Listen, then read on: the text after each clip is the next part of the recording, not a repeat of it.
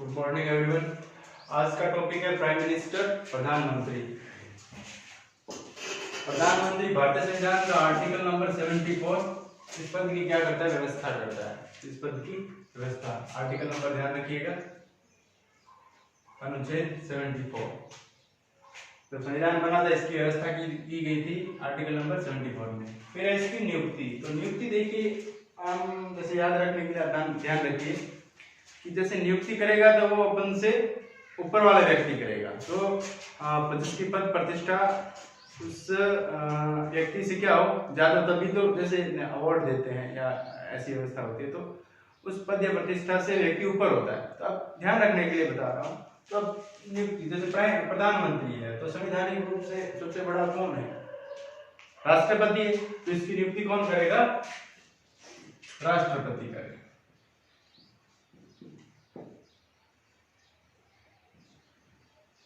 प्रधानमंत्री अब है, प्रधानमंत्री के कार्य, शक्तियां, अधिकार। प्रधानमंत्री क्या क्या कार्य करते हैं, उसके पास क्या क्या पावर्स एंड उसके पास क्या अधिकार है।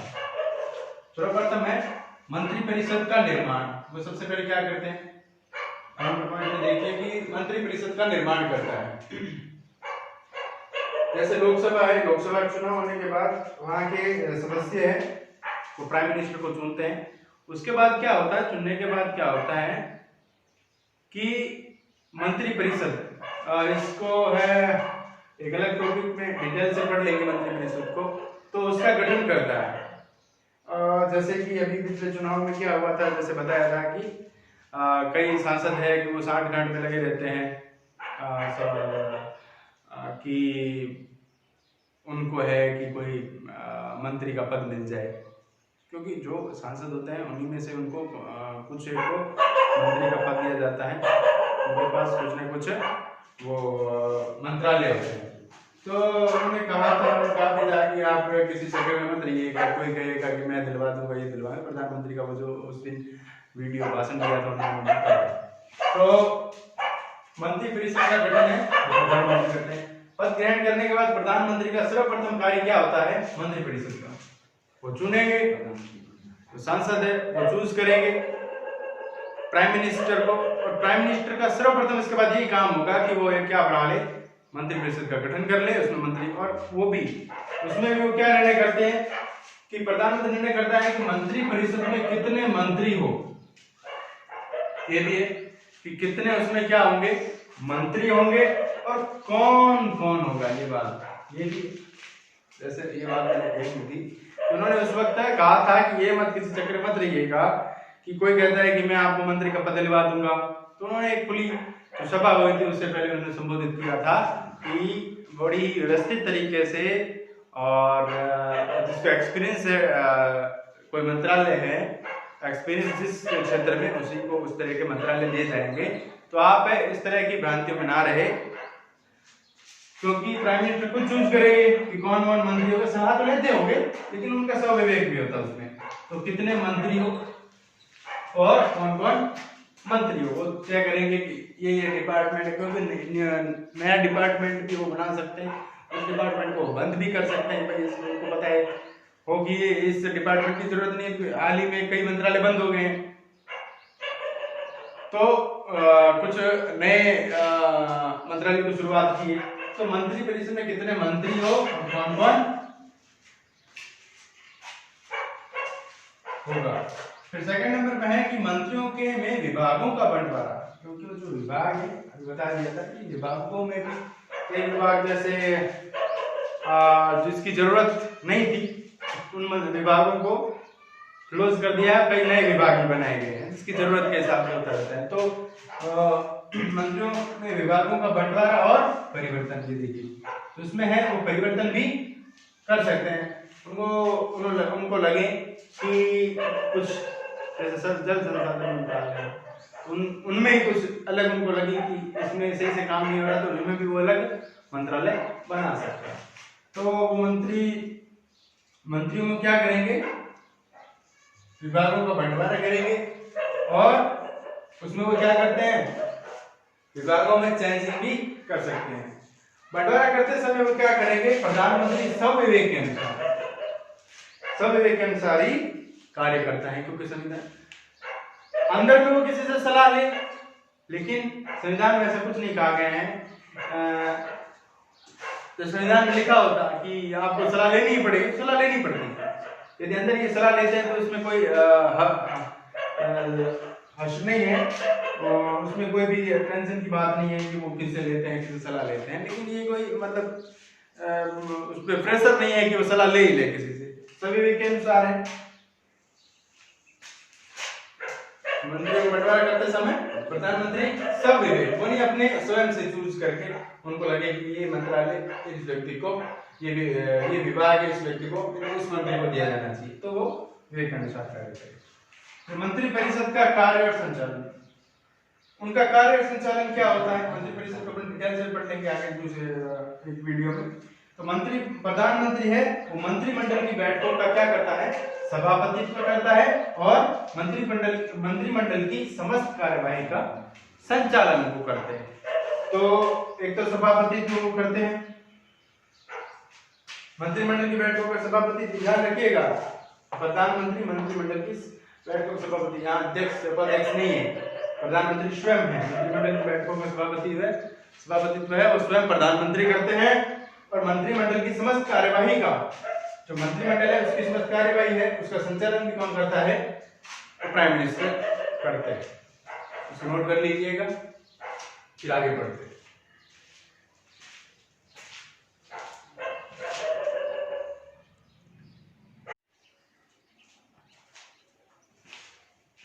तो 4 नंबर पॉइंट में है, शासन के विभिन्न विभागों में समन्वय स्थापित करता है। प्राइम मिनिस्टर है वो विभिन्न विभागों में समन्वय कि किसी प्रकार का उसमें यदि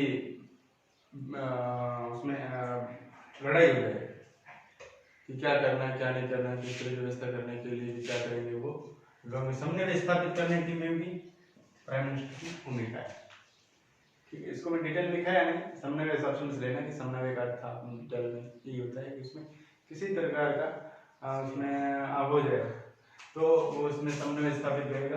5 नंबर पे है कि लोकसभा का नेता, ये समझिएगा कि प्राइम मिनिस्टर है वो लोकसभा का नेता होता है।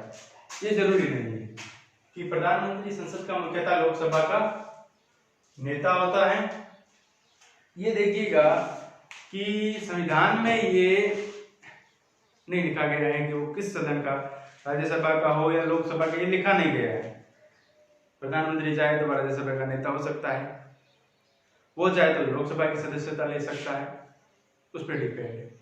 इसमें अपन इसका हिस्ट्री देखें तो सर्वप्रथम जैसे अपन प्राइम मिनिस्टर इंदिरा गांधी सर्वप्रथम प्राइम मिनिस्टर बनी थी तो उन्होंने उस वक्त वो राज्यसभा की सदस्यता ली थी। और उसके बाद जैसे एचडी देवगौड़ा साहब हैं, वो जब बने थे गठबंधन सरकार में तो उन्होंने है वो गठबंधन सरकार में है वो राज्यसभा की सदस्यता ली थी।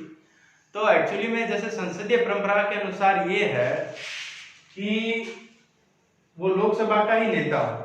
लोकसभा का नेता इसलिए हो क्योंकि लोकसभा के जो सदस्य हैं, जो सांसद चुने जाते हैं, वो लोकसभा के जो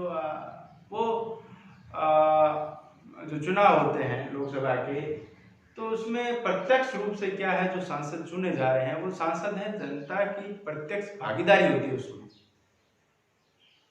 उसमें प्रत्यक्ष भागीदारी होने के कारण क्या है कि उसमें जनता का होता है कि हाँ हमने इस नेता को चुना है, और इन सभी नेताओं ने हैं जो बहुमत में आती है, उन सभी नेताओं ने इस प्राइम मिनिस्टर को चूज किया है। तो इसीलिए है कि और जो मंत्री परिषद है वो उत्तरदायी होती है इसके प्रति। तो इसीलिए है संसदीय परंपरा के अनुसार है जो प्राइम मिनिस्टर है उनको है वो लोकसभा का ही नेता होना चाहिए। जो फिर बाद में जब सर्वप्रथम जब जो इंदिरा गांधी थी उन्होंने राज्यसभा की सदस्यता ली थी, उसके बाद में जब वो बने प्राइम मिनिस्टर बनी तो उन्होंने है वो लोकसभा की सदस्यता ली।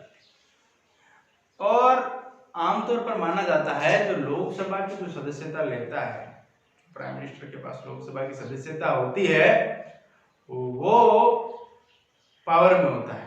समकक्ष रूप से वो क्या होता है, प्रथम समकक्ष रूप से वो क्या होता है, शक्तिशाली होता है, वो पावर में होता है। जैसे प्राइम मिनिस्टर इंदिरा गांधी का ले या वर्तमान प्राइम मिनिस्टर नरेंद्र मोदी का ले, तो नरेंद्र मोदी है वो प्राइम मिनिस्टर है, वो लोकसभा के सदस्यता लिए तो काफी पावरफुल है। और इससे पहले जो मनमोहन सिंह थे उन्होंने राज्यसभा के लिए सदस्यता ले रखी थी, उनके अपन जैसे देखें तो वो निर्णय किसी और के थे, काम कोई और कर रहा था प्राइम मिनिस्टर का। तो जो ऐसा आमतौर पर माना जाता है कि जिसने राज्यसभा है तो उनके पास ज्यादा पावर नहीं रहती है, ठीक है, उनको प्रथम रूप से समकक्ष नहीं माना जा सकता। तो इसीलिए है जो संसदीय परंपरा के अनुसार है वो प्राइम मिनिस्टर को है क्या लेना चाहिए, प्रधानमंत्री को है वो लोकसभा का ही नेता होना चाहिए। लेकिन ध्यान रखिएगा उन पर कोई दबाव नहीं है, वो चाहे तो राज्यसभा की सदस्यता ले सकती है और लोकसभा की भी ले सकती है। एक बात और ध्यान रखिएगा, जैसे मंत्री है तो जरूरी नहीं है कि मंत्री को सांसद ही चुना जाए, मंत्री अदर व्यक्ति ही चुना जा सकता है, जरूरी नहीं कि वो सांसद हो, लेकिन उसे 6 माह के अंदर अंदर क्या है वो सदस्यता लेनी होती है। यदि आज किसी को मंत्री बना दिया तब सांसद नहीं है, लेकिन उससे 6 महीने के बाद है, 6 महीने के अंदर अंदर उसको है वो राज्यसभा या लोकसभा की क्या है सदस्यता लेनी पड़ेगी, तभी वो मंत्री पद रहेगा। और इसके लिए जो प्राइम मिनिस्टर के लिए है वो कहा गया है कि जरूरी नहीं है कि वो सांसद हो, संविधान में लिखा नहीं गया, लेकिन सुप्रीम कोर्ट के अनुसार उन्होंने कहा है कि यदि सांसद के लिए 6 माह दिया हुआ है तो इनके संभवतः इनके लिए भी होना चाहिए, लेकिन संविधान में ऐसा नहीं लिखा गया है। आप ध्यान रखिएगा कि ज्यादातर है वो लोकसभा के प्राइम मिनिस्टर हैं, वो लोकसभा के सदस्य होते हैं, जो होते हैं वो पावर में रहते हैं। और वार्षिक बजट सहित सभी सरकारी विधेयक उनके अनुसार ही, जो सरकारी विधेयक है उनके अनुसार ही तैयार किए जाते हैं। कई पिछली वीडियो विधेयक के बारे में आपको समझा दिया गया था।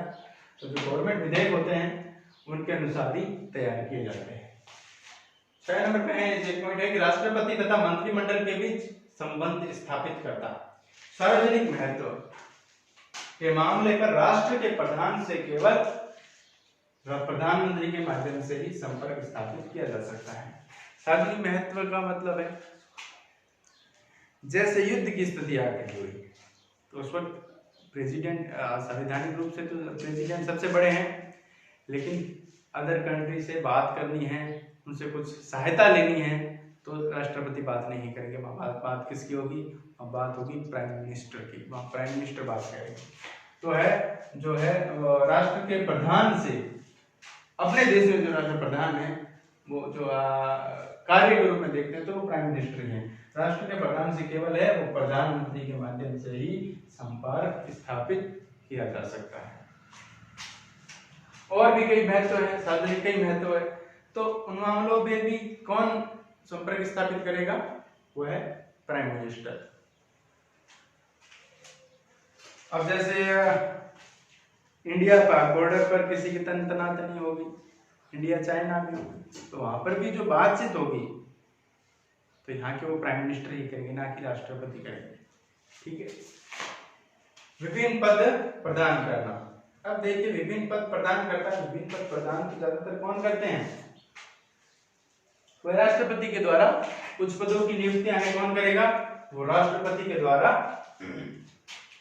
नियुक्ति की जाती है। लेकिन जो नियुक्ति राष्ट्रपति करता है वो सब विवेक से नहीं करता है, वो किसके अनुसार करेगा, वो करेगा प्रधानमंत्री के परामर्श से। जो उच्चतम पदों पर होते हैं, उच्चतम अधिकारी होते हैं, उनकी नियुक्ति का अधिकार तो राष्ट्रपति को दिया गया है, लेकिन है उसकी नियुक्ति राष्ट्रपति सब विवेक से नहीं बल्कि किससे करता है, वो प्रधानमंत्री के परामर्श से करता है। तो प्रधानमंत्री के परामर्श से ही वहां है